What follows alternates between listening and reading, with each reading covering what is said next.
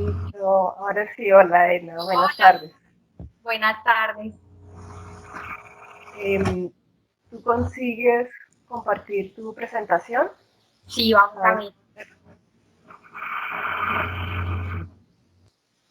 Entonces, creo que podemos comenzar. Ya hay varias personas conectadas. Buenas tardes para todos. Muchas gracias por acompañarnos esta tarde. Hola, buenas tardes. Boa tarde para todos. Hoy estamos en este ciclo de webinars, que es un ciclo de webinars organizado por el grupo de investigación de desastres, que está conformado por estudiantes de la UNESPI y el CEMADEN, liderado por Víctor Marquesini, que es investigador del CEMADEN. Y hoy tenemos como invitada a la profesora Edna Margarita Rodríguez Gaviria, de Colombia. La profe como decimos en Sí. Colombia, profesora Edna, es, tiene maestría en medio ambiente y desarrollo y es ingeniería hidráulica. Desde el año 2005 es profesora de la Facultad de Arquitectura e Ingeniería de la institución universitaria Colegio Mayor de Antioquia, también en Medellín, Colombia, y ha estado involucrada en proyectos relacionados con la planificación del desarrollo, planeamiento territorial, gestión ambiental y gestión del riesgo de desastres a nivel local. La profesora también es actualmente líder del grupo de investigación en ambiente, hábitat y sostenibilidad. Entonces, bienvenida, profesora Edna, y gracias por acompañarnos. A las personas que nos acompañan, si tienen preguntas, pueden hacerlas por el chat. La presentación va en español, pero si quieren pueden hacer las preguntas en portugués. Entonces, no, de nuevo, buenas tardes. Muchas gracias por la invitación. A Víctor, gracias a Miguel, a Lucía por su acompañamiento. Voy a presentarles una presentación que les preparé sobre lo que es la gestión del riesgo de desastres en Colombia y adicionalmente como para ambientarnos un poco más en lo que es la gestión del riesgo local, que es a lo que en mi universidad le estamos apuntando. Les presento entonces al final un caso de estudio. Podría ser de manera pues breve, pero si alguno al final o en otra ocasión quiere profundizar en él, con mucho gusto podemos contactar. Bueno, entonces esta presentación la denominé Gestión del Riesgo de Desastres en Colombia. A petición pues de Víctor, hemos generado como una sinergia entre los dos para tratar de compartir experiencias que tenemos muy parecidas. Ahora que estamos juntos en un proyecto denominado Urbelatam, estamos tratando de hacer investigación en pequeños entornos urbanos, en este caso para trabajar el tema de la gestión del riesgo geológico.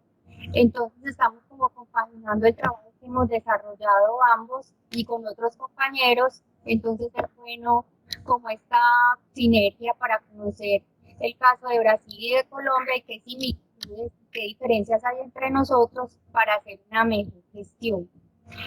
La presentación está dividida como en estas cuatro fases. Una es explicarles el contexto colombiano, los antecedentes de los desastres que hemos tenido en Colombia, cómo se hace la gestión del riesgo de desastres hoy y el caso pues que les comentaba de gestión del riesgo a escala local. Entonces, el contexto colombiano pues parte de mucha variabilidad que tenemos en el país, pues no solamente en términos de relieve, hidrología, etcétera, sino también de nuestras mismas comunidades. Somos un país bastante diverso, digamos en recursos naturales, en grupos o en comunidades. Tenemos comunidades indígenas, tenemos comunidades afrodescendientes, tenemos comunidades blancas, digámoslo así. Entonces, tenemos una amplia variedad. Y entonces tiene una extensión total de 2.060.108 kilómetros cuadrados. Aproximadamente el 55% del país corresponde a un territorio continental y el área restante a un territorio marítimo e insular. Estamos apreciando en la fotografía localizados como en un lugar muy especial, pues tenemos acceso al Océano Pacífico y tenemos acceso al Océano Atlántico también. Entonces, digamos que nos encontramos en una esquina muy privilegiada de América del Sur. Nosotros, entonces, somos un Estado social de derecho. Empiezan ahí, digamos, las diferencias entre las. Estamos organizados en forma de una república unitaria. Llevamos a cabo procesos descentralizados de gestión. Eso quiere decir pues, que nosotros estamos, digamos, organizados en un gobierno central que se encuentra en la capital, en la ciudad de Bogotá, pero el Estado, digamos así, se va permeando a través de los departamentos y de los municipios que existen en el país.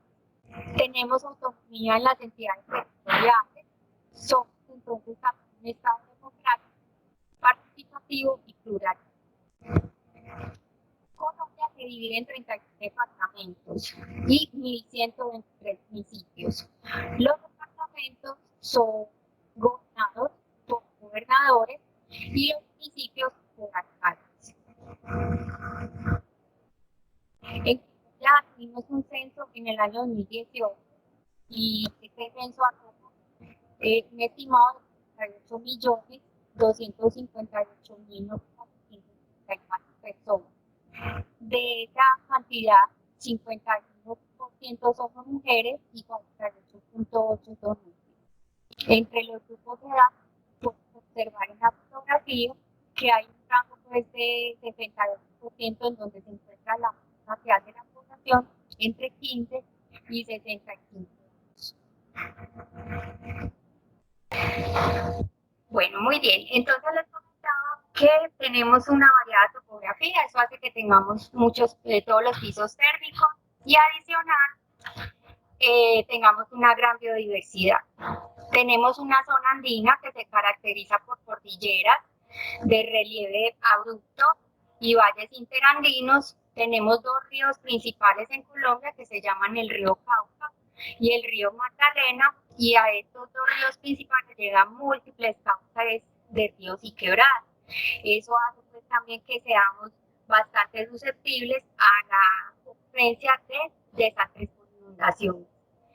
Tenemos también una variedad térmica que da origen a una alta diversidad ambiental y geomorfológica, resultado de procesos permanentes de transformación por las lluvias del trópico y la interacción de diferentes placas tectónicas.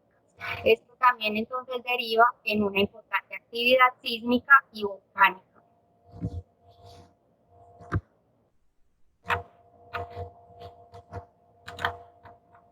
Bueno, estamos desmontados en el mapa, en la esquina de Sudamérica.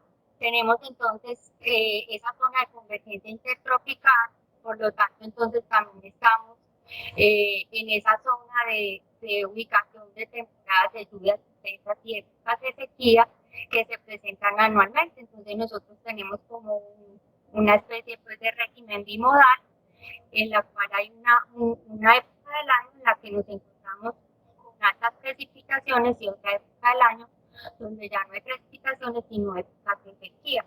La diversidad geológica, geomorfológica, hidrológica y climática hace que nosotros entonces seamos un territorio muy susceptible a fenómenos naturales, en especial asociados a los regímenes del Niño y de la Niña.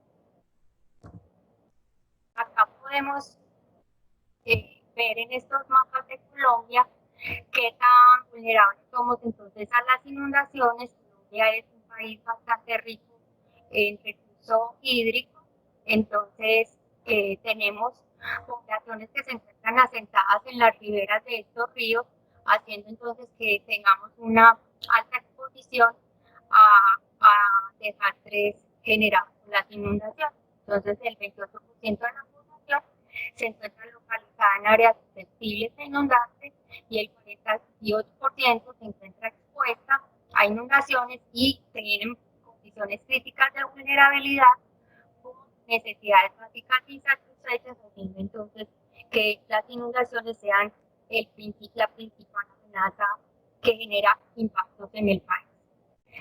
También somos un territorio vulnerable a los deslizamientos.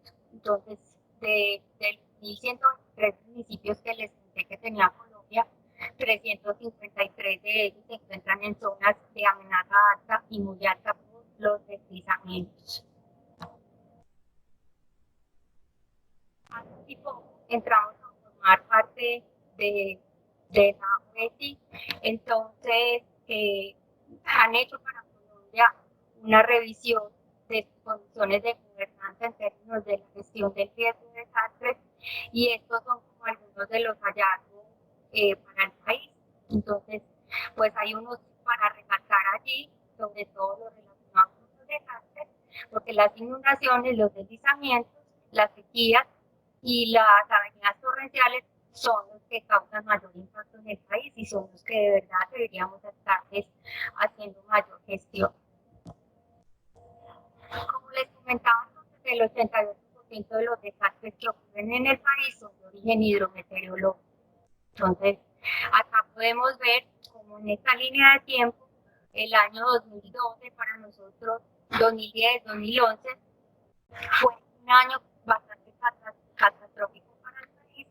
Tuvimos una emergencia invernal bastante, pues que ocasionó bastante impacto en el país, en su Producto Interno Bruto, y de ahí, pues, lamentablemente, como ha ocurrido en el país, cada que ocurre un gran desastre de mayor magnitud, se hacen cambios en la normatividad. Entonces, nosotros en el año 2012 tuvimos un cambio en la normatividad, la verdad es que ha sido para bien. Tuvimos entonces la ley 1523 del 2012, o Política Nacional de Gestión del Riesgo de Desastres. Antes, en el año, veníamos con una ley del año 1998, producto también de otro desastre, un terremoto que tuvimos en el eje cafetero colombiano, y esta ley se llamaba Ley de Atención y Prevención de Desastres. O sea, esa ley incluso estaba marcando el accionar de la gestión del riesgo en el país, y se espera que con la Ley 1523 del 2012 haya un cambio, un quiebre en el paradigma que se llevaba anteriormente. Ustedes pueden ver en la foto, en la imagen, que el 35% de las inundaciones son las que mayor impacto generan en el país, y los movimientos de masa. Por pérdidas, entonces también esta emergencia invernal del 2010-2011 ha sido, digamos, el desastre mayor que ha ocurrido en el país en los últimos años. Ha sido ocasionado entonces por altas precipitaciones que inundaron entonces a gran cantidad de la población colombiana.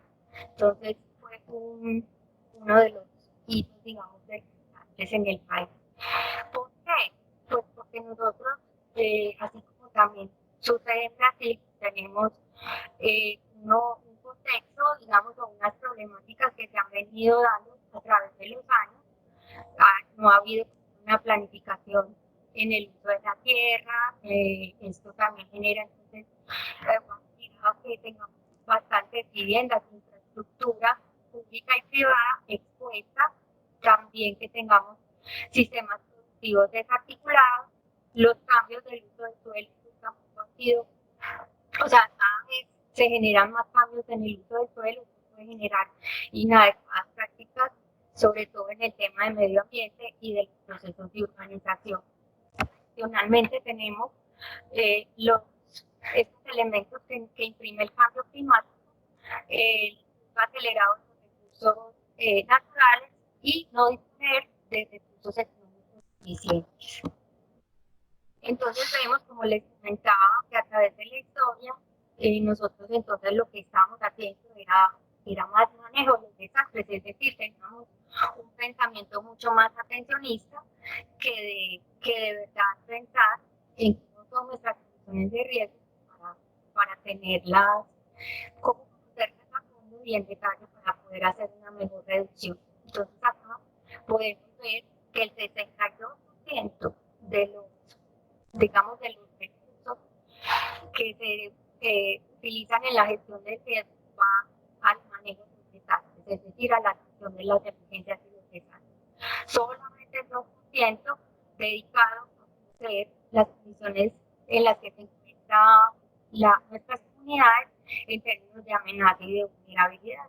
Eso es lo que pretende este cambio normativo de incluir 3 procesos de la gestión del riesgo, pero imprimir entonces al proceso de conocimiento del riesgo mucho más recursos, mucho más enfoque para poder ir transformando este paradigma que llevamos. Entonces, en Colombia, pues, los desastres lamentablemente visibilizan nuestras condiciones de desarrollo, se constituyen entonces en un proceso social, tanto en su concreción como en sus consecuencias. Entonces, nosotros podemos observar que en un país como Colombia sí tenga ejercicios, digamos, de planificación del desarrollo y del ordenamiento territorial, un desastre puede en cualquier momento ocurrir y dañarnos, digamos, todo este proceso. Por eso, pues, esos cambios normativos que les comento.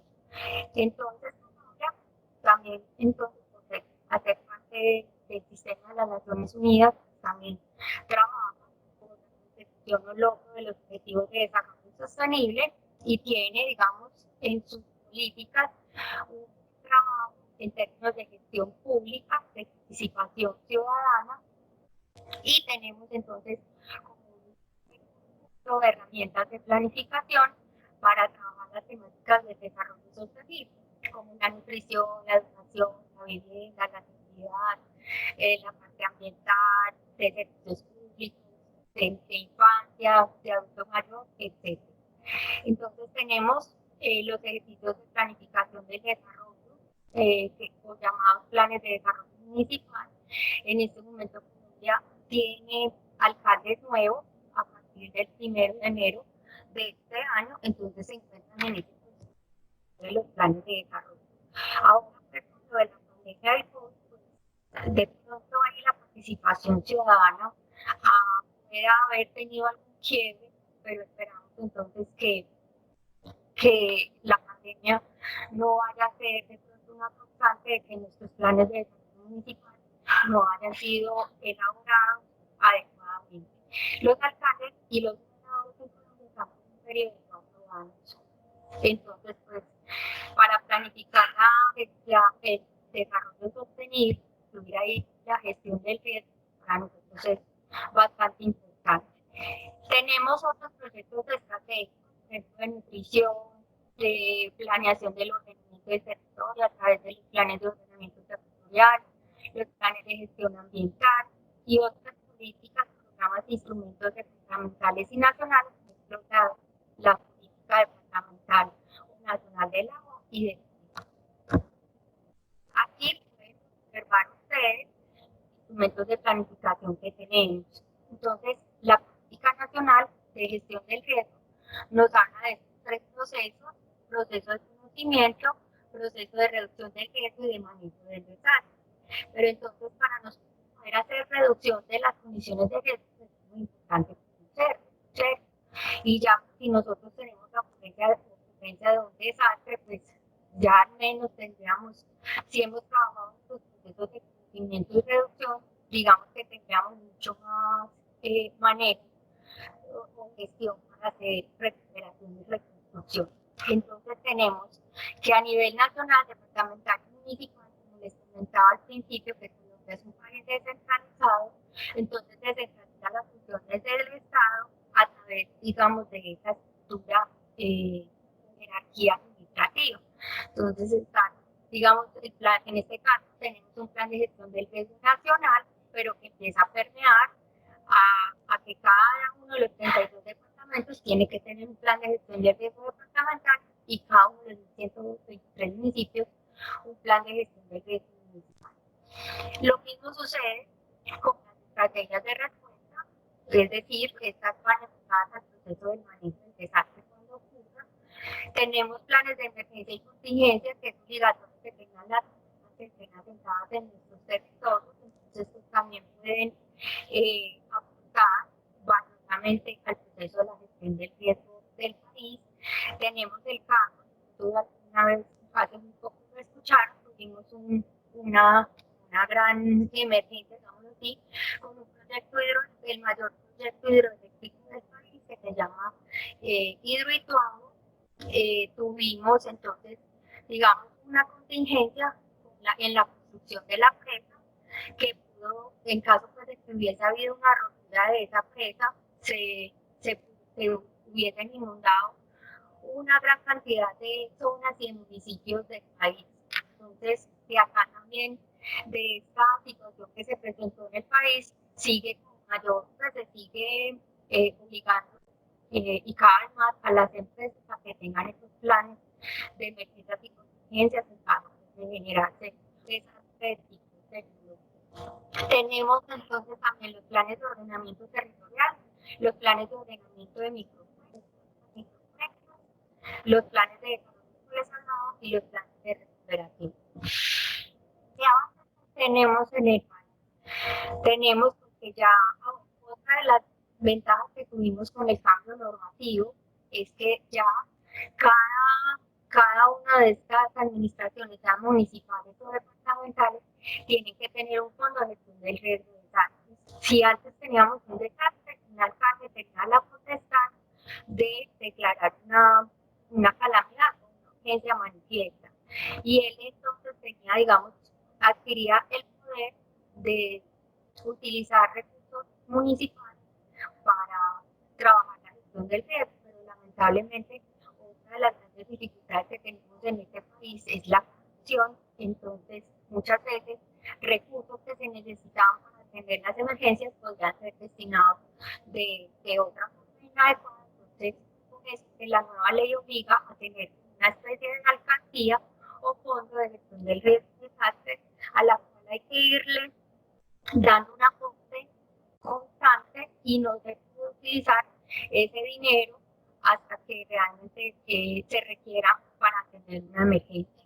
El 57% de las gobernaciones cuentan con oficinas de gestión del riesgo de desastres, miren que todavía nos falta mucho trabajo por hacer, y el 63% de los municipios con fondos de gestión del riesgo de desastres. Estos son los avances, pero no puede decir que ya al menos de 2012 a hoy, pues ya se va adquiriendo también una conciencia distinta con respecto a la gestión del riesgo. Aquí también tiene mucho que ver el tema de la voluntad política. Sí, el candidato que quiere ser, es decir, que quiere ser un alcalde gobernador, que al menos tenga en la mente que la gestión del riesgo puede ser una ayuda muy grande para planear el desarrollo y el desarrollo. También hemos tenido avances en el tema de conocer la situación del riesgo en el país. Entonces se construyó un índice municipal de riesgo de desastre. Acá no les dejo un enlace si lo quieren consultar. Pues también digamos que las escalas tienen mucho que ver acá, pero al menos ya se va avanzando, así sea en una escala nacional, pero eso es lo importante, necesitamos ir descentralizando también ese conocimiento, o sea que si hacemos las cosas ya a nivel nacional, a una escala nacional, podamos ser capaces de irnos bajando a los departamentos y a los municipios. Entonces ustedes pueden observar acá que se ha construido un índice municipal, se ha tenido esta ecuación para riesgo. Estamos hablando de 3 amenazas principales, que son las inundaciones, las dañadas torrenciales y los movimientos en masa. Nosotros en el país tenemos también un sistema nacional ambiental que lo toman fuera del Ministerio de Ambiente otras instituciones que hacen parte de ese sistema, que ahora han tomado mucha importancia en la generación de información y sobre todo de geoportales para que cualquier ciudadano colombiano o del mundo pueda acceder a información y pueda tomar ejercicios o análisis para tomar decisiones respecto.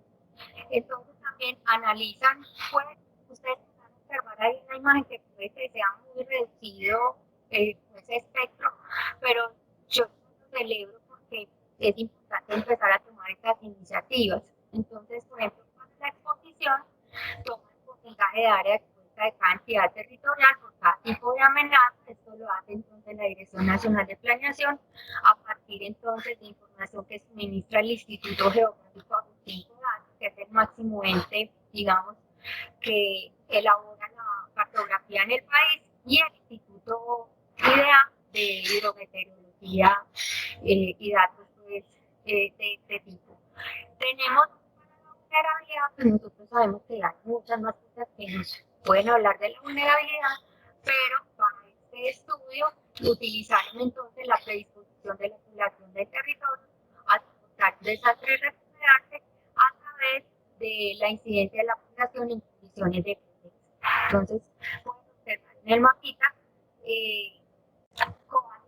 digamos, son esas zonas del país que se encuentran con un índice alto de riesgo de desastres.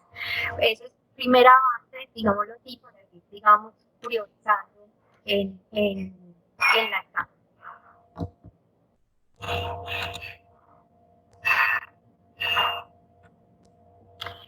Bueno, que también solamente a partir del año 2006 hemos tenido en Colombia, y es inclusión de la gestión de los planes de desarrollo. O sea, los planes de desarrollo se hacen desde una ley de 1994. O sea, nosotros hacemos ejercicios de planeación, de planificación del desarrollo de nuestros territorios desde hace mucho tiempo.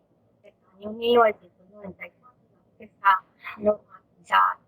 Pero solo a partir del año 2006 se incluye la gestión del riesgo dentro de la elaboración de estos planes de desarrollo. Entonces, este es nuestro último plan de desarrollo del presidente, que tiene un periodo también de 4 años, de 2018 al 2022.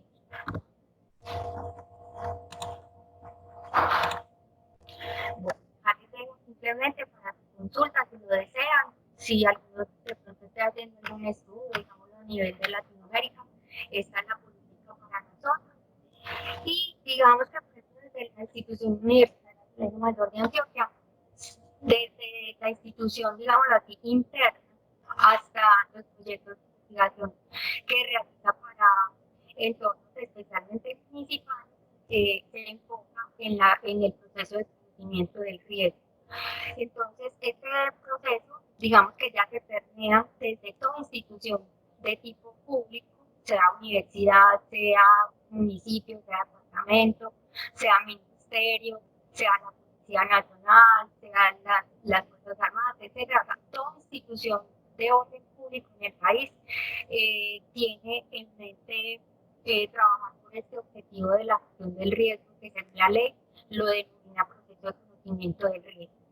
Entonces tenemos identificación de los factores del riesgo, los factores subyacentes, muchos están asociados con temáticas ambientales, sociales, culturales, los orígenes y causas y transformación que generan el tiempo, el análisis y la evaluación de esto, incluyendo estimación y dimensionamiento de las posibles consecuencias que genera. Esto también ha, digamos, dado pie a que se saquen otros decretos, otras normas. En este caso tenemos, por ejemplo, el decreto 1807 del 2014, que está pues, obligando a los municipios, a los departamentos, a que involucren la evaluación de riesgos por inundaciones, movimientos en masa y avenidas torrenciales con estudios básicos y de detalle, dependiendo entonces de los impactos que ocasionen en esos territorios, en la inclusión de estas evaluaciones de riesgos, los resultados dentro de los planes de ordenamiento territorial. Listo. Entonces también les hablaba que, bueno, aquí tenemos entonces este objetivo de la gestión del riesgo, sí, de la reducción. Y otra cosa muy importante que nace pues de esta política, que es la protección financiera, o sea, definir instrumentos para la retención y la transferencia del riesgo. Y bueno, como como no podemos evitar de alguna forma algunos desastres por ser pues como tan, digamos, ricos y biodiversos y diversos en desastres, entonces también debemos de estar preparados para el proceso de manejo. Entonces tenemos la preparación para la respuesta, la preparación para la recuperación, que incluye la rehabilitación y la reconstrucción. Y también entonces, a raíz de la política nacional, se crea el Sistema Nacional de Gestión del Riesgo de Desastres, que incluye, digamos, a todo el mundo, hasta el último ciudadano colombiano, el individuo, la familia, la escuela, la comunidad, todo este tema y todo lo que conforma el Estado en su estructura, digamos, funcional.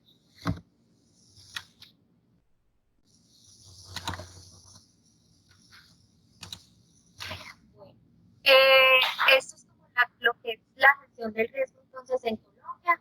Ya podemos decir que estamos pues un poco más organizados y se ven avances en la búsqueda de índices de riesgo, de vulnerabilidad y de estudiar cada vez más nuestras amenazas. Entonces les quiero mostrar, no sé cuánto tiempo me quede, Miguel me dirá, por un día. 15 minutos. Perfecto. Entonces tengo estos 15 minutos para comentarles de este caso de estudio que nosotros hemos elaborado con el fin entonces de hacer evaluación del riesgo a nivel local. Antes habíamos hablado de esto de información escasa, pero era con ese fin de mostrar a nuestros alcaldes que muchas veces no es necesario tener muchísima información y gastar los escasos recursos que tenemos para hacer planificación del desarrollo y ordenamiento del territorio. Entonces, lo que queríamos era buscar una metodología que pudiera ser comparable con metodologías ya con mucho más tecnología y saber si podíamos hacer gestión. Muchos de nuestros alcaldes pueden decir a la hora de la ocurrencia de un desastre que ellos no tenían los suficientes recursos, pero aquí lo que tratamos de mostrar era eso, que así tuviésemos escasos recursos, pero con una buena voluntad política y una comunidad que quisiese trabajar correctamente por la gestión del riesgo, podíamos lograr buenas cosas. Entonces, tuvimos esta metodología para hacer evaluación del riesgo y definir esos escenarios que son necesarios para la intervención, sobre todo prospectiva. Entonces, utilizamos varios métodos para evaluar la amenaza, utilizamos la información histórica, sobre todo con el apoyo y el rescate de nuestras comunidades, la geomorfología, la hidrología y la hidráulica. Trabajamos la evaluación de la vulnerabilidad tomando en cuenta 3 componentes que son la exposición, la susceptibilidad y la capacidad, y trabajamos entonces la evaluación del riesgo no para definir solamente unos escenarios de alto, medio y bajo, sino que al contrario lo que queríamos buscar era construir escenarios de intervención. Es decir, si nosotros tenemos un gobernante que está 4 años, entonces al menos que pudiéramos definir escenarios para intervenir en esos 4 años a mediano plazo, que está asociado a nuestros planes de ordenamiento territorial que están elaborados con un periodo de tiempo más largo, de 9 y 12 años, y ya digamos de largo plazo, pues proyectos que pueden ser ejecutados bajo otras estrategias de planificación que existen en el país de largo plazo. Lo importante era tener en cuenta el conocimiento local. Acá les dejo para compartirles un mapa de cómo, un video de cómo fue ese proceso de elaboración de mapas de zonas inundables. Acá pues podemos ir pasando y viendo, digamos, resultados de esos procesos de evaluación de la amenaza que realizamos. Y sí, pues tratamos de encontrar diversas herramientas que pudiéramos tener a la mano. En este caso, para este lugar que ustedes observan acá, utilizamos imágenes hechas con dron. En otro lugar utilizamos los mismos métodos, pero con imágenes que se tenían de LIDAR. y así nos fuimos como yendo, o sea, tratando de utilizar diversos métodos para cuantificar costos y empezar a mirar cuáles eran las mejores opciones para escenarios colombianos que seguro también pueden ser replicables en otros países como los nuestros, pues, de América. Tenemos estas condiciones de vulnerabilidad en nuestras comunidades, esto es muy normal verlo en estas poblaciones colombianas, estas tipologías de construcción de las viviendas, o sea, todavía en algunos municipios nos falta mucho por desarrollar y trabajar. Es un resumen, digamos, de esa metodología. Utilizamos datos topográficos, batimétricos, información hidrológica que tiene el Instituto IDEAM, cartografía que tiene el Instituto Geográfico, Agustín Codazzi, información satelital, mucha de ella obtenida pues, de forma gratuita, encuestas, transectos y fotos que la comunidad nos iba proporcionando. Entonces de acá empezamos, digamos, a tener en cuenta ese testimonio social que íbamos recopilando bajo métodos participativos. Con ello pudimos aplicar metodologías hidrodinámicas de sensoramiento remoto, de descriptores morfométricos, de testimonio y evidencia física y de geomorfología. Con eso pudimos delimitar zonas inundables. Ustedes pueden observar, este es el río Cauca, que como les digo es el segundo río principal del país, y acá vemos un municipio, la cabecera urbana del municipio de Caucasia, bastante afectado por las inundaciones, sobre todo entre el año 2010 y 2011. Pero ustedes pueden observar que también son ríos pues, bastante grandes, de buena profundidad, que digamos tienen un buen caudal y en épocas de altas precipitaciones en el país nos traen bastante con las inundaciones.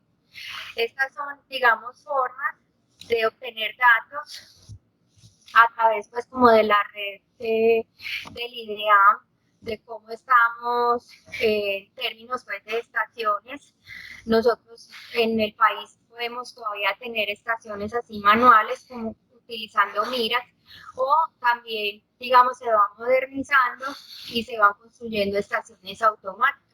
Estas estaciones nos permiten entregar información de niveles y caudales para calcular estos mapas de inundación.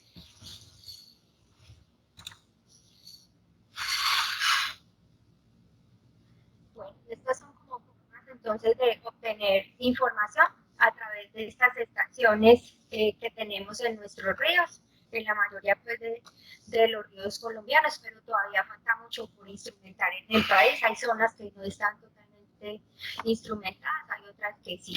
Entonces esta información nos permite obtener entonces a través de niveles de mira o de las estaciones automáticas, saber qué caudal va pasando en el tiempo en ese lugar. Como les decía, para nosotros lo más importante de este trabajo era establecer ese encuentro con las comunidades y hacer de que ellos fueran el principal actor de la gestión del riesgo. Entonces trabajamos diversas herramientas participativas para el rescate de la memoria y la integración del conocimiento local. Y con ellos construimos también zonificaciones de las inundaciones. O sea, los datos de ellos también eran muy valiosos y los utilizamos entonces para construir también manchas de inundación. Esas fueron comparables entonces con los demás modelos y nos llevamos pues como la grata sorpresa de que eran bastante acertados.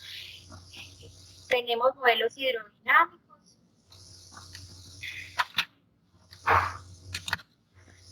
que pudimos entonces obtener con la información y la cartografía que teníamos, con los modelos digitales de elevación, y así darnos cuenta cómo entonces es que las inundaciones afectan a esta cabecera urbana, de qué forma, en qué tiempo. Y otra de las cosas importantes que teníamos que calcular y valorar era el tema de las velocidades para analizar los impactos y los daños que se generan. No sé si de pronto, bueno, miremos aquí con un puntero. Esta información, digamos, de construyó pues en un buen momento, porque lamentablemente en el municipio, a través de una herramienta de planificación que es el plan de ordenamiento territorial, se tenía que esta zona que yo les estoy acá trazando con el puntero es la que está definida según este plan de ordenamiento como la zona de expansión del municipio, es decir, que hacia este lado es donde debiera estar urbanizándose, pero miren, si no hubiésemos hecho este estudio, pues no nos daríamos cuenta de que esta zona también es inundable y que estaríamos pues cometiendo un grave error si estamos urbanizando. Entonces, esto también es como otro de las ventajas de hacer la evaluación de riesgo con detalle. Tenemos, ustedes también observan ahí la cabecera urbana, cómo se va afectando a través de los caños, quebradas, está el río va entrando entonces a la cabecera urbana por esos caños y esas quebradas que normalmente pueden estar muy contaminados, llenos de residuos. Entonces acá también hay que hacer trabajo con las comunidades en el tema de estos factores subyacentes, es decir, la problemática ambiental, disminuir la generación o el aporte de residuos a estos cauces para que las condiciones hidráulicas no cambien y nos afecten tanto con las inundaciones. Acá está el modelo, un resumen de lo que fue el modelo descriptor morfométrico, que también nos sirvió bastante con esta red instrumentada que tenemos del IDEA. Bueno, acá están como los resultados, digamos, de la zonificación por inundaciones por cada uno de los metros. Y el más importante entonces para nosotros, como les decía ahorita, era integrar ese conocimiento local. Entonces tuvimos varios métodos para levantar información, como los transectos, las encuestas por hogar, los talleres con las comunidades, los talleres con grupos locales y utilizando el modelo de elevación digital pudimos hacer entonces con esta información una álgebra de mapas y elaborar manchas de inundación como estas. O sea, estas, digamos, son la zonificación de inundación construida por la comunidad. Y también tuvimos la oportunidad de hacer una construcción de manchas de inundación a través de métodos geomorfológicos. Pero entonces eso era lo que queríamos cuantificar, cuánto valía cada uno, qué tan diferentes son, qué tanto recurso, digamos, financiero, humano, requieren para nosotros poder como magnificar y ver si era más bien posible trabajar con nuestras comunidades para obtener información a un menor precio. Y bueno, y construimos también unos índices de vulnerabilidad, un indicador de vulnerabilidad. Con ello, con el mismo trabajo que hicimos con las comunidades, pues había que tener unas consideraciones especiales, sobre todo de la escala, del requerimiento de los datos, de la calidad, de los costos y de la transferencia de la información y los resultados a nuestras, digamos, a nuestros gobernantes y a nuestras comunidades para que esto pudiese ser. Utilizamos este modelo de vulnerabilidad adaptado de Turner, en donde la vulnerabilidad estaba, digamos, estudiada bajo tres componentes principales, que son la exposición, la susceptibilidad y las capacidades. ¿Por qué escogimos también este modelo? Porque era el que mejor se adaptaba a esas condiciones de gestión pública que les mostré anteriormente al inicio de la conferencia. O sea, Colombia ha sido un país que le ha apostado bastante por la planificación o por realizar ejercicios de planificación, pero a veces entonces lo que nos ha costado es de verdad articular todas esas cosas. Entonces nosotros podemos tener desarrollos muy buenos o bases de datos muy buenas para algunos temas, pero a veces se ignora que esos mismos temas sociales, culturales, educativos, ambientales pueden ser utilizados para el análisis, para la evaluación de la vulnerabilidad. Eso era otro de los de este trabajo. Ver cómo entonces podíamos articular la gestión pública que hacen nuestros gobernantes con la gestión del riesgo de desastres. Entonces tuvimos en cuenta estos tres componentes. Aquí podemos ver, bueno, empezamos con, digamos, con barrios, empezamos a analizar barrios, pero después tuvimos como la oportunidad oportunidad o el recurso de podernos ampliar a toda esa zona que les mostré ahora. Entonces empezamos a trabajar, digamos, al principio con barrios como estos que ven ustedes de color verde, y después nos pudimos ir ampliando a toda la zona inundable del municipio. Entonces, obviamente teníamos que hacer esa contextualización del territorio, eso era la parte inicial.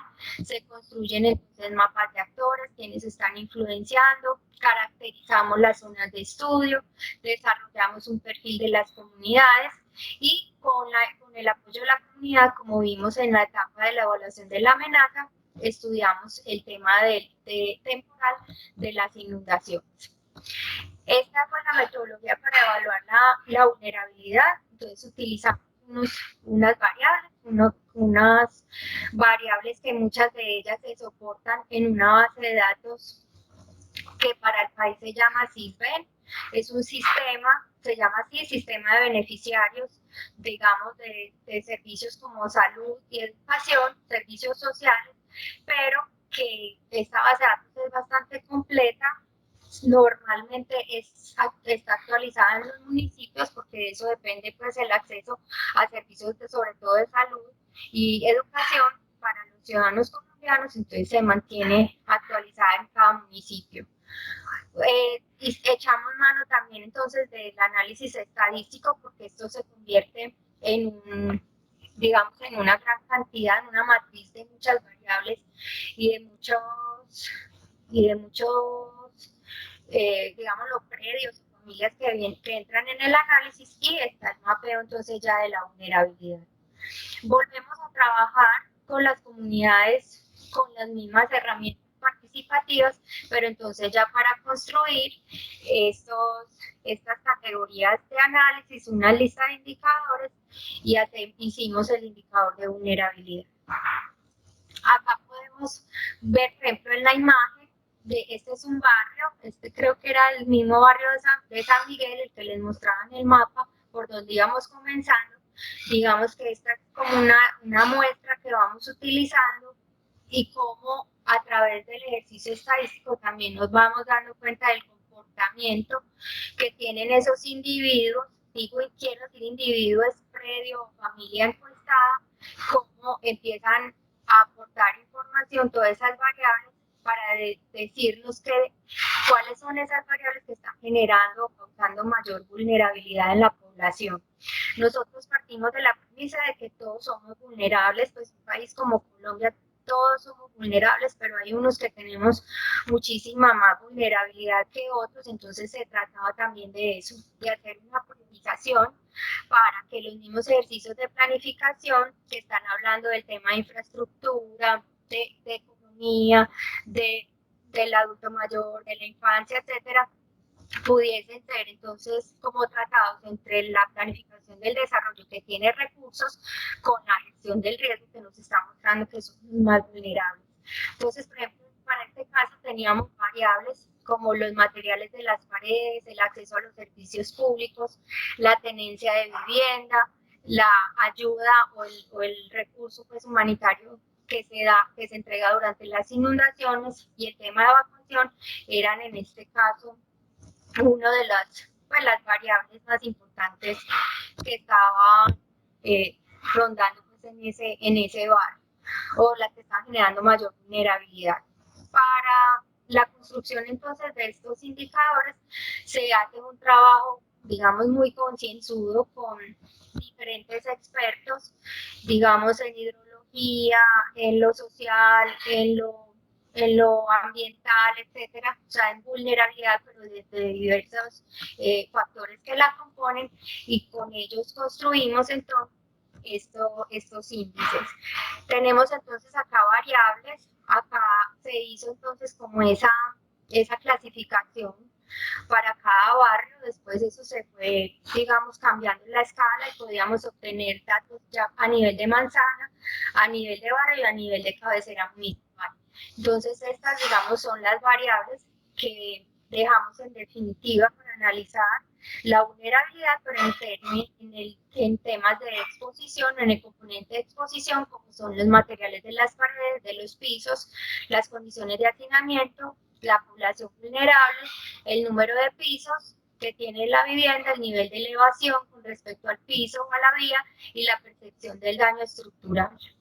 Aquí ven ustedes ejemplos, por ejemplo, con respecto al material de paredes, nosotros podíamos tener toda esta variedad en nuestros, pues podemos disponer, digamos, de toda esta variedad en nuestros contextos, sobre todo urbanos, entonces por eso digamos que hay como tanta integralidad. Aquí pueden observar pues como resultados a nivel de manzana y de barrio. Para nosotros manzana es cada uno de estos polígonos y ya pues en el tema de configuración de barrio pues también podíamos obtener información en este caso para la exposición. Si recuerdan en el modelo, hablábamos de que la vulnerabilidad eran esos tres componentes, pero nosotros también los podíamos separar. Y como les decía, para ejercicios de planificación del desarrollo es muy bueno hacer esta separación, porque si yo en este caso de exposición estoy hablando mucho del componente físico de la infraestructura, entonces un alcalde puede interpretarlo como que podría, digamos, disponer de sus escasos recursos en términos de mejoramiento de vivienda o de reubicación de familias que se encuentran en zonas de alto riesgo, ya él puede ir priorizando con esta información. Lo mismo con la susceptibilidad, estas fueron las variables que utilizamos, los ingresos por hogar, porcentaje de empleados por hogar en edad laboral, el acceso a los servicios públicos, afectación en el abastecimiento de alimentos, las pérdidas a los contenidos de la vivienda en inundaciones pasadas, la afectación a los servicios públicos, el endeudamiento y la evacuación de la población durante las inundaciones. Entonces, como les digo, también hay mucha variabilidad. En estas poblaciones es muy normal encontrar al pescador o a quien tiene entonces ya, pues digamos, más recursos, tiene su propio negocio, etcétera. Acá podemos ver entonces otro barrio, en este caso era La Victoria, y cómo entonces estas temáticas, digamos, ya más enfocadas, por ejemplo, a lo económico, que pueden ser, digamos, solucionadas o abarcadas en un plan de desarrollo, podían trabajar. Bueno, y para capacidad tenemos entonces ayuda humanitaria, el acceso a un medio de alerta, a servicios de salud, el nivel educativo, la tenencia de la vivienda, el alojamiento luego de la evacuación durante las inundaciones, si debía de ir a un albergue o tenía familia que pudiera alojarlo, la participación en organizaciones comunitarias y las relaciones con los vecinos y demás miembros de la comunidad. Entonces acá tenemos entonces, por ejemplo, para el barrio San Miguel, estos resultados de la capacidad. Entonces, miren que era mucho mejor hacer este ejercicio de esta forma porque nos permite ir con un detalle mucho más amplio. Aquí tenemos entonces cómo podíamos ir construyendo para toda la cabecera urbana ya en esas condiciones de vulnerabilidad. O sea, tenemos mapas para la exposición, la capacidad y la susceptibilidad, pero entonces también pudimos obtener mapas ya para la vulnerabilidad completa. Entonces un alcalde puede, digamos, tomar decisiones mucho más fácil o de priorizar sus recursos cuando tiene una información de este tipo que ha sido, digamos, elaborada a raíz de un estudio de gestión del riesgo. Y para Colombia, entonces, esta es la definición según la ley de lo que es la gestión del riesgo. Entonces, es un proceso social orientado a la formulación, ejecución, seguimiento y evaluación de políticas, estrategias, planes, programas, regulaciones, instrumentos, medidas y acciones. Miren, es exactamente lo mismo que se plantea desde la planificación del desarrollo. Entonces, eso permitiría que pudiésemos hacer esa articulación y eso es lo que buscamos. Entonces, en Colombia tenemos digamos, esta forma entonces de articular los instrumentos de gestión que son el plan de desarrollo, el plan municipal de gestión del riesgo, la estrategia de respuesta y el plan de ordenamiento territorial. Entonces, digamos, superponer ya esta información sobre amenaza y vulnerabilidad, pudimos construir las alternativas pues, con la comunidad y con las autoridades de hacer estos escenarios de intervención. Entonces, tenemos esos escenarios de intervención en el corto, el mediano, el largo plazo para como esos grupos vulnerables que nosotros los dividimos en tres. Alto, pues digámoslo así, alto, medio y bajo, pues no son realmente alto, medio y bajo, sino el grupo 1 son de los vulnerables 2 menos y así sucesivamente. Y estos escenarios entonces de intervención van enfocados a una intervención prospectiva de prevención y a una intervención correctiva, o sea, de mitigación. Hay que hacer de verdad bastante trabajo en estos entornos territoriales colombianos, pero entonces tratamos de que también por el componente de exposición, susceptibilidad y capacidad pudiésemos estar entregando alternativas para llegar más fácil a nuestros municipios. Acá se observa entonces ya las condiciones de riesgo de esta cabecera urbana, para este caso del municipio de Caucasia, entonces cómo empezar a intervenir. Bueno, eso es todo. Muchas gracias.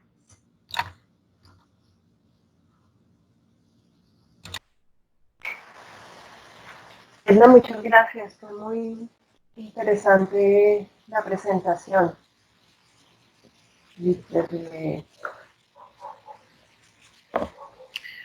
Gracias, Edna, por la presentación. Sí, muchos contenidos para discutir durante muchos años también. Sí, hay muchas cosas semejantes en Brasil, sí. Principalmente que los cambios de las leyes ocurren después de los desastres. Entonces es muy interesante porque en Brasil la catástrofe de 2011 en Río acarretó también cambios en las políticas nacionales. Tenemos algunas preguntas. Claro, sí, Adriano está preguntando si usted podría mencionar, hablar sobre algunas dificultades para incluir los datos sociales y técnicos. A ver, digamos que en nuestro trabajo lo único que pudiera ser una dificultad para la investigación fuera que las personas estuvieran diciendo no la verdad, ¿cierto? Porque si estamos hablando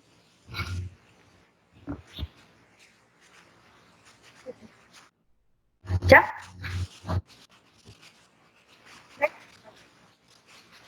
No. No, un poco. Ahora no. sí. ¿No? Ahora sí. ¿Ya?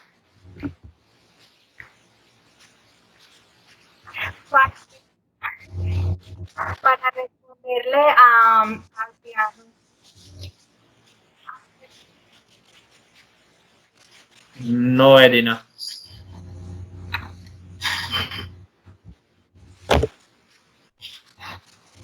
Es que ahora soy yo la que siento el ruido.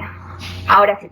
Bueno, que para responderle a Adriano, de pronto la dificultad que estaban, digamos, en nuestro proyecto era que las personas nos estuviesen diciendo la verdad, porque si estamos hablando de inundaciones, pues una persona puede decir que no se inunda porque no se quiere ir de su territorio, porque haya estado por décadas o por generaciones, ¿cierto?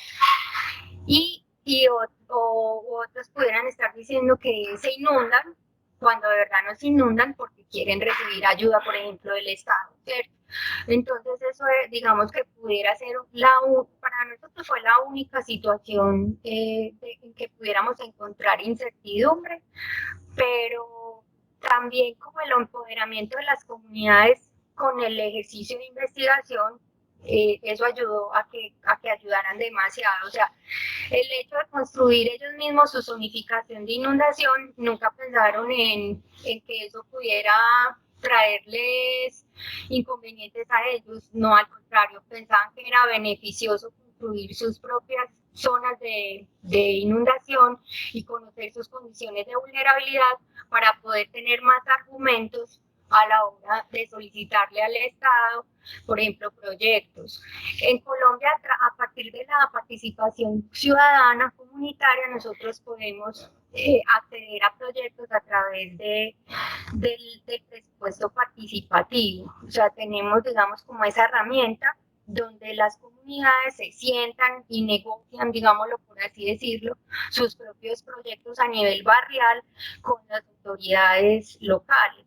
Entonces, al tener conocimiento de esas condiciones de riesgo y de pensar en qué proyectos pudieran mejorar, eso hacía que ellos tuvieran también más empoderamiento, ¿cierto? Entonces, creo que eso pudiera haber sido la única dificultad con los datos, pero no la tuvimos realmente, porque cuando hicimos la zonificación de inundación con el conocimiento local, fueron muy pocos los datos, digamos, outliers, como volados, digamos, de la investigación. Entonces eso me da pie, pues, para decir de que no fue un problema para nosotros. Sí, Edina, tenemos otras preguntas. Claro. Sí, Miguel está preguntando qué método usó para elegir las variables clave que se consideraron para el índice de vulnerabilidad. Se revisaron muchas bases de datos. O sea, bueno, primero que todo, muchas metodologías e indicadores en en otras bibliografías, ¿cierto? En otras investigaciones. Pero también, como les comentaba, lo importante era que nosotros pudiésemos articular con la gestión pública. Es decir, que ya cosas que se estuvieran desarrollando en otros procesos, como ejemplo la base de datos del CISBEN, entonces pudiéramos utilizar información de allí. Eso fue otro de los ejercicios para reducir la incertidumbre, porque como ya teníamos esa base de datos, igual contrastábamos en campo esa información para saber si nuestras comunidades estaban diciendo no la verdad, ¿cierto? Y saber si esas bases de datos pueden ser utilizadas sin tener que ir a campo necesariamente, que eso es lo que realmente es a lo que uno debería llegar en un país como el nuestro, ¿cierto? Que los mismos sistemas de información estuviesen también, digamos, ya pues documentados, o que fueran tan claros que nos permitieran hacer evaluación de vulnerabilidad en cualquier momento, que no tuviésemos que desplegar tanto recurso y tiempo para ir a hacerlo en detalle personalmente. Gracias, Edina. No sé si Lucía tiene alguna pregunta o si puedo.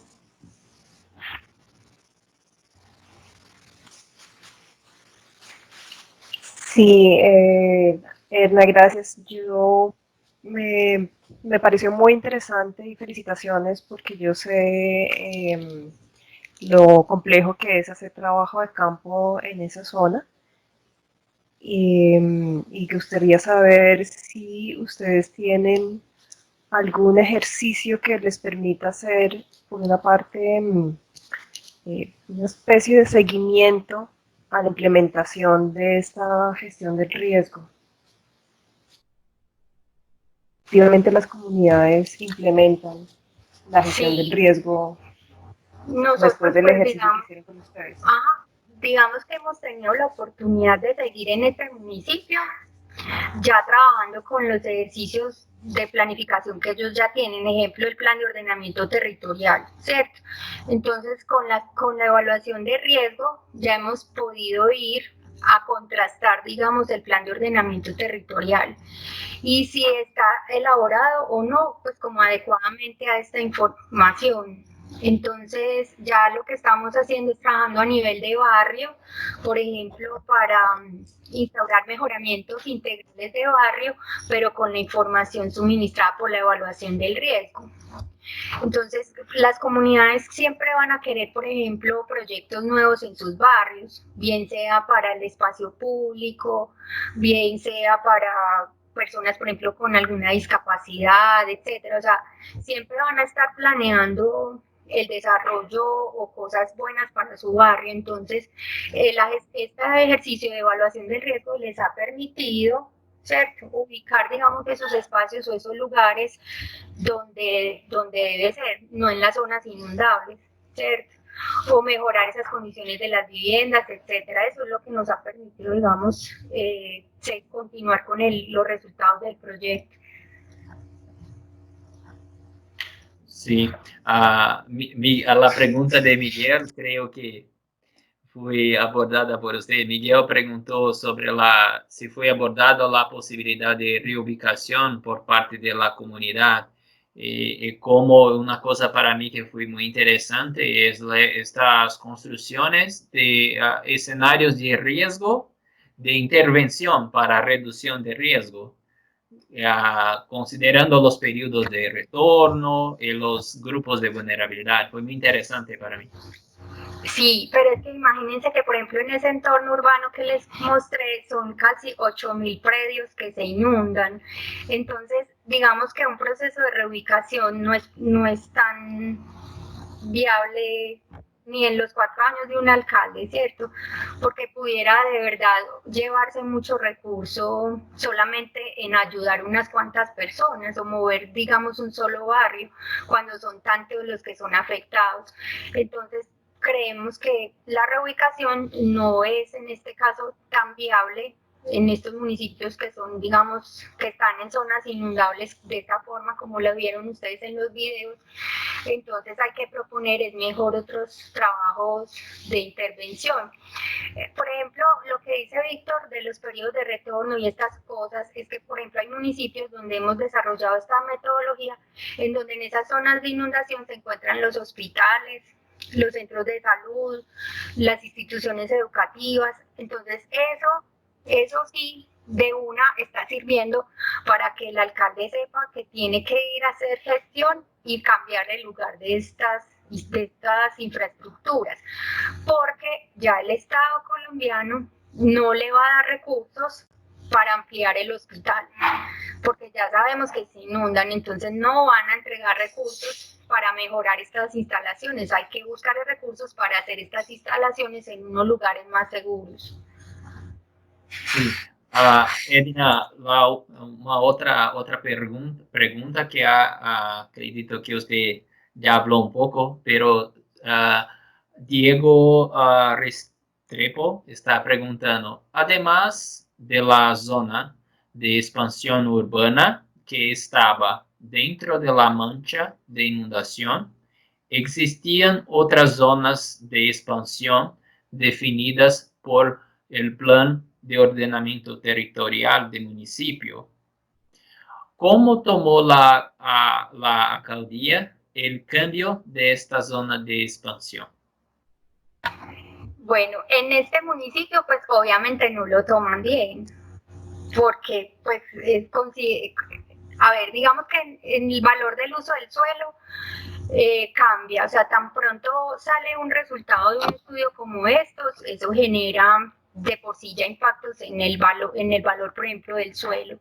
Entonces el alcalde, pero ya no es el actual sino el anterior, en su momento cuando conoció estos resultados, él estuvo empezando a buscar, digamos, predios en otras zonas y era demasiado costoso, ¿cierto? Entonces, claro, ya se empieza también, digamos, a manipular esos valores del uso del suelo, porque se sabe que si está inundado, pues si se inunda o no, entonces puede modificar el valor comercial. Y para el alcalde acceder entonces a eso ya le quedaría muy costoso realizar un proyecto de urbanización, ¿cierto? Entonces ahí hay como una gran dificultad. Nos sucedió, por ejemplo, en otro municipio donde aplicamos también la metodología. Ya no era para inundaciones lentas como estas que les mostré hoy, sino para inundaciones súbitas. Y también se tuvo como la misma dificultad de que se preocupan porque es que los alcaldes a través entonces de impuestos, como aquí se llama impuesto predial, nosotros pagamos un impuesto por el uso del pues por este patrimonio que tenemos que es nuestra vivienda, pagamos un impuesto por ello.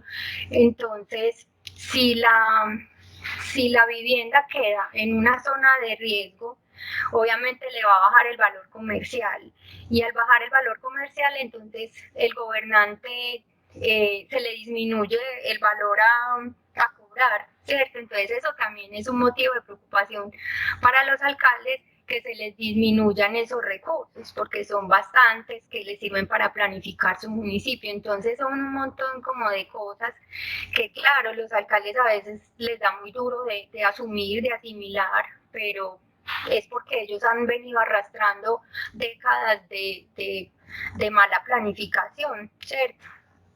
Pues uno no se explica ahora por qué alguien quiere ser alcalde y hay tantos problemas como estos, pero bueno, esa es también nuestra tarea y por eso estamos como en la formación de profesionales, de estudiantes que se motivan como por estos temas para que seamos muy multidisciplinarios y ojalá entremos en estos entornos locales en donde hay que hacer como mucha educación, mucho cambio, de ir articulando cualquier decisión con la gestión del riesgo. Sí. Gracias, Edna, por la presentación, por la charla. Compartimos algunos links de su artículo y otras publicaciones. Y después podremos poner la charla en YouTube. Sí, no hay ningún problema, con mucho gusto. Sí. Y después, si tiene más links, podemos también compartir en YouTube. Sí, para las personas. Sí. Y ahí también estaba en la presentación este video de las zonas inundables, que también fue pues como la preparación como de ese video para enseñarle a las comunidades con un lenguaje muy fácil y muy pedagógico, o sea, para personas que no son tan técnicas como podemos ser nosotros, entonces también se los recomiendo mucho. Sí, y después podemos también difundir el curso, el de especialización, ¿sí? Ah, perfecto. Sí. Sí, sería muy bueno porque como de pronto también establecer un intercambio entre tus estudiantes y los nuestros, ver Sí. algún conversatorio, pues, o plantear una sola pregunta y de eso abrir un debate conjunto sería muy bueno. Sí. Entonces, muchas gracias. Quedamos en contacto. Claro que sí, Lucía, muchas gracias, Miguel. Gracias, Edna, por acompañarnos hoy. Bueno, sí. Gracias a todos los que nos acompañaron. Pero bueno, eso sí puede ser mayor. Muchas gracias por la comprensión. Chao. Muchas gracias. Bueno, chao, chao. Chao.